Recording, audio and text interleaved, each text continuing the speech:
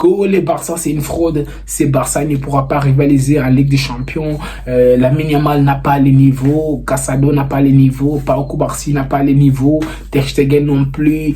Inigo Martinez.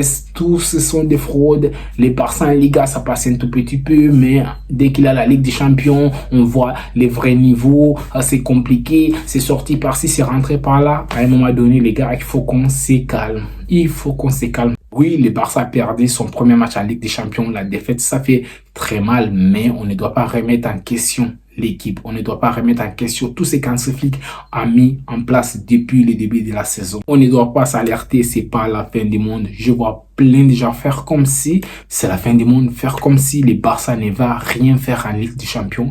Plein de gens sont là, oui, les Barça, quand il s'agit de la Ligue des Champions, ils n'ont pas les niveaux. Les gars, calmons-nous.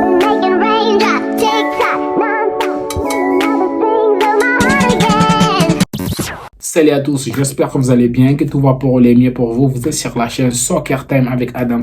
Si vous n'êtes pas encore abonné à la chaîne, abonnez-vous, activez la cloche de notification et surtout, likez la vidéo. Disons débrief à froid Barça-Monaco. Bien sûr, je ne pouvais pas faire un débrief à chaud parce que j'allais dire n'importe quoi. J'étais très énervé et j'allais dire n'importe quoi et j'allais risquer de me faire sanctionner sur YouTube. Donc, raison pour laquelle j'ai décidé de me calmer d'abord, essayer de poser le cœur et faire ces vidéos. Les Barça qui perdent son premier match en Ligue des Champions face à Monaco, un adversaire quand même assez coriace, un adversaire qu'on connaît tous vu qu'on a perdu lors des trophées Gamper 3-0, une équipe qui nous a bouffé physiquement. Et là, c'était la Ligue des Champions. On se disait quand même que oui, là, les Barça va les prendre au sérieux. Oui, bien sûr, les Barça les a pris au sérieux, mais ça a vraiment tourné en cacahuète dans ces matchs qui étaient assez compliqués. Et oui, je m'attendais à ça sur le papier. Je m'attendais à un match qui serait assez compliqué et ça m'a confirmé sur le terrain. Bien sûr, même avant que les Barça prennent les cartons rouges,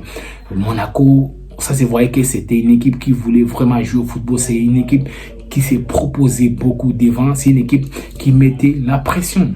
Donc, les Barça arrivent, jouent son football comme d'habitude, comme au début de la saison. Les Barça s'en sortaient quand même très bien. Ça se voyait que oui, les Barça pouvaient démolir cette équipe de Monaco, mais Monaco avait aussi la volonté.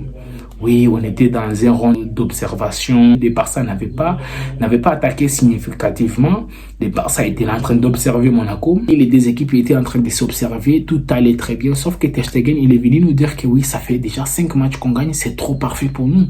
Donc, il faut que je plombe cette équipe. Et c'est ce qui s'est passé. Ter Stegen qui plombe l'équipe. Il voit des options, il voit, je ne sais pas qui était l'autre côté. En fait, il avait des options, des joueurs libres sur les côtés. Il a décidé quand même de mettre à l'axe. Il a décidé de donner à Eric Garcia, un joueur qui était déjà pris au marquage. Ter Stegen, à un moment donné, pourquoi chaque mercato, on va essayer de recruter des attaquants, des ailiers, des 6, en fait, on recrute tout le monde, mais on ne pense jamais à recruter un gardien. J'avais dit ça dans une de mes vidéos. Plein de gens m'ont dit que oui, on a les meilleurs gardiens du monde. Ter Stegen, les gars, il nous a plombé. Ça fait déjà combien de matchs? Ter Stegen, en 85 matchs en Ligue des Champions, il a encaissé 99 buts. C'est juste une dinguerie. Ter Stegen, c'est incroyable.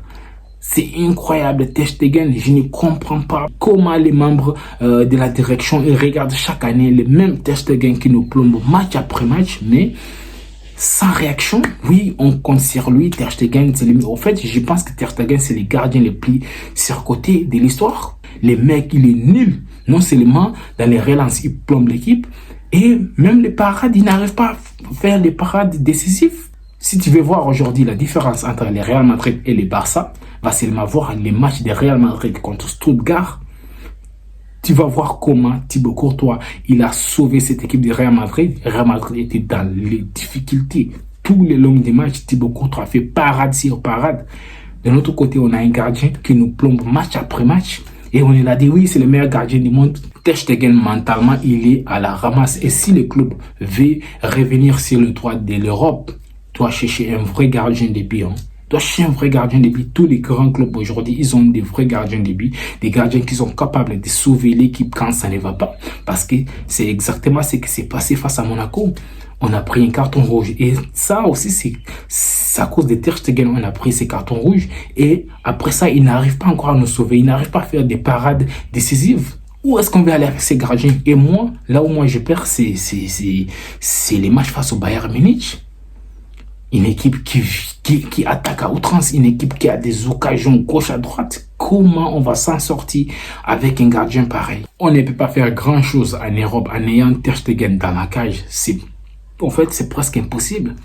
Ter Stegen, en fait, mentalement, le type, il n'est plus là. Le type, il a vécu toutes les humiliations du Barça. Juventus, il était là. Rome, il était là. Liverpool, il était là. Bayern, il était là. Paris, il était là. En fait, toutes les humiliations que le Barça a eu en Ligue des Champions, le mec, il est là. Donc, à chaque fois qu'il écoute l'hymne des Ligues des Champions, il est traumatisé dans la tête. Les mecs, ça ne va pas du tout. Et c'est notre capitaine. C'est lui notre capitaine. C'est lui qui, en fait, c'est lui qui transmet la paix aussi à nos joueurs. Et là, on va affronter les Bayern Munich, je ne sais pas dans combien de temps.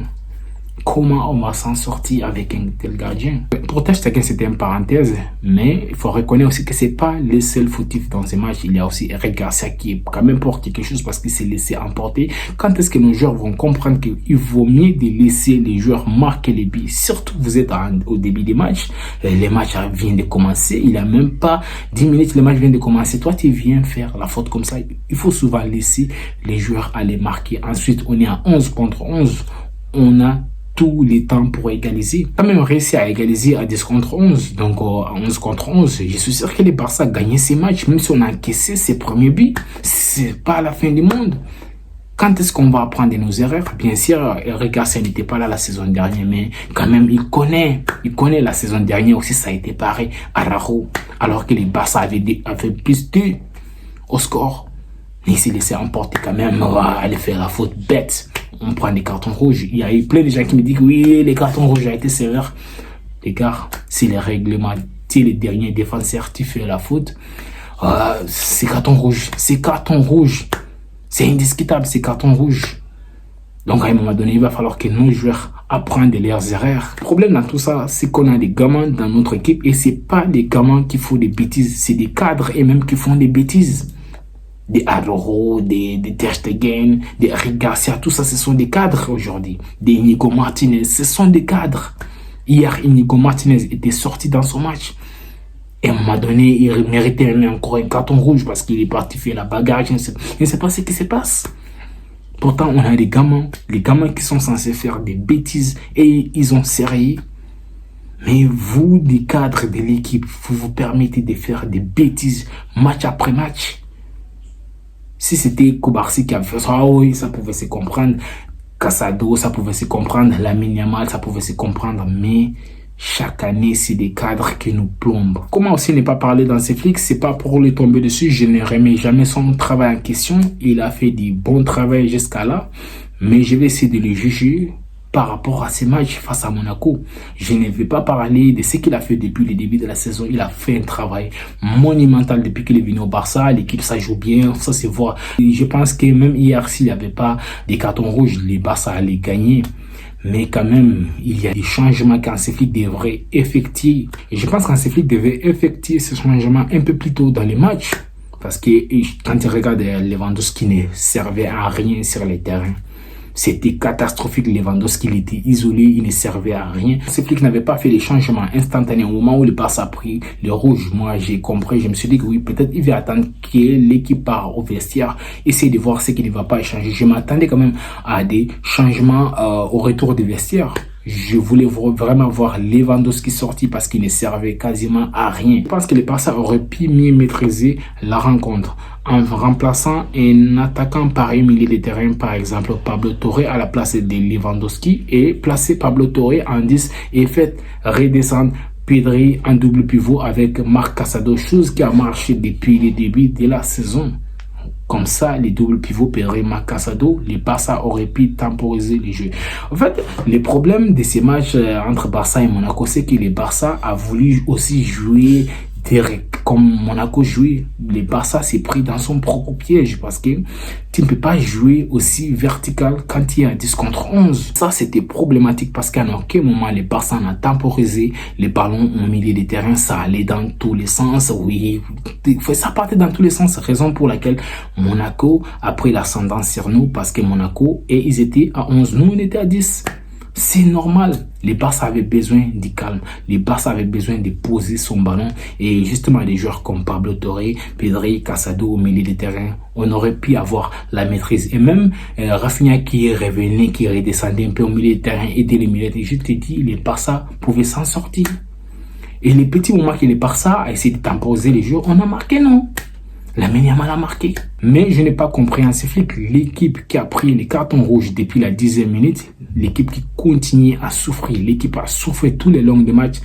Il a effectué son premier changement à la 80e minute, je n'ai pas compris. Alors qu'il avait sur les bancs les joueurs qui pouvaient temporiser le jeu au milieu des terrains, mais il a préféré quand même laisser son équipe souffrir avec les vagues de Monaco. Gauche à droite, ça a été très compliqué pour effectuer son premier changement à la 80e minute. Et moi, ces changements, je les ai pas compris. De Sergio Dominguez, de Gérard Martin, de Ferran Torres, des joueurs qui ne pouvaient pas nous aider offensivement alors qu'on avait besoin d'égaliser. Après, j'ai compris que Hansi Flick, il avait jeté l'éponge parce que ça a été très compliqué pour l'équipe. Il comprend le fait qu'il a jeté l'éponge, il a décidé de faire sortir ses meilleurs joueurs, de Lamine Yamal, de Pedri, tout ça. Je le comprends, vu qu'il y a des matchs encore très difficiles qui arrivent ces week-ends, notamment Villarreal. Oui, on va jouer Villarreal ce week-end, donc c'est un match à gagner à tout prix. Donc c'est un match qu'on doit réagir par rapport à ce qui s'est passé face à Monaco. Montrer que oui, ce n'est pas mort. Bien sûr, on va avancer. On ne va pas rester sur les mêmes matchs alors que c'est perdu d'avance. Il faut passer au match qui vient face à Villarreal, essayer d'aller gagner ce match. J'ai vu plein de gens s'alerter. Oui, les Barça, Ligue des Champions, c'est compliqué. On est très nul. Oui, c'est sorti par-ci, c'est rentré par là. On ne pourra pas rivaliser les Real Madrid. On ne pourra pas rivaliser les Bayern, les Manchester City. Oui, c'est sorti par-ci, c'est rentré par là, les gars. On est au début de la saison. C'est les premiers matchs. Sur 7 matchs, il y a encore possibilité de se qualifier. Il ne va pas quand même remettre l'équipe en question parce qu'on a perdu face à Monaco. Même les grands Barça d'avant, les Messi, des Villa, des Xavi, des Iniesta, des Busquets, ont perdu des matchs. Donc les gars, moi je vous dis de vous calmer, ça va aller. Je pense que l'équipe va encore travailler plus. Ce sont des matchs qui poussent l'équipe à travailler plus. Donc moi j'ai envie de vous dire que les Barça a la possibilité de se qualifier à 8e de finale direct même. Donc je pense que les Barça va le faire. Donc arrêtez d'écouter les supporters de Real Madrid qui vous fait croire que oui, parce que les Barça a perdu son premier match face à Monaco, on n'a pas le niveau de jouer la Ligue des Champions. Au Real Madrid, lorsqu'ils ont perdu 4 points au début de la saison, ils ont dit oui, c'est le début de la saison, c'est sorti parce que c'est rentré par là, on va se reprendre. Mais pourquoi pas nous? Pourquoi à chaque fois que nous on perd, oui, et ils vont nous faire croire qu'on est nul et nous aussi on croit qu'on est nul? En fait, je ne comprends pas. Arrêtez de tomber dans leurs panneaux. Et c'est ce qu'ils veulent. Surtout des youtubeurs, des tiktokers, ils sont là en train de dénigrer les Barça. Et vous aussi, vous tombez dans leurs panneaux. Parce qu'ils sont en train de parler mal des Barça. Vous aussi, vous tombez dans leurs panneaux. Bien sûr, ces dernières années, Real Madrid remporte des Champions League. Mais il faut pas qu'il vous fasse croire que votre équipe est trop nulle aussi. Quand tu regardes dans les jeux, Real Madrid, tu regardes Real Madrid, Stuttgart a bouffé Real Madrid dans les jeux. Même Monaco n'a pas bouffé les Barça autant, même avec un carton rouge. Donc arrêtez de les écouter. Ils vont vous faire croire que non, votre équipe est nulle. Moi, je pense que c'est Barça peut faire quelque chose cette saison. C'est pas parce qu'on a perdu face à Monaco que oui, tout est devenu nul. Les gars, je crois que c'est tout pour aujourd'hui. C'était juste un débrief à froid. Si vous avez aimé la vidéo, n'hésitez pas à me le faire savoir en commentaire. Dites-moi en commentaire, est-ce que vous avez encore l'espoir que cette équipe de Barça va se reprendre? Parce que moi, j'ai de l'espoir. Je pense que cette équipe de Barça va faire grand chose cette saison. Donc les gars, merci beaucoup pour les soutiens. Merci beaucoup à tous ceux qui s'abonnent. Continuez à liker, continuez à partager. On se retrouve à très bientôt.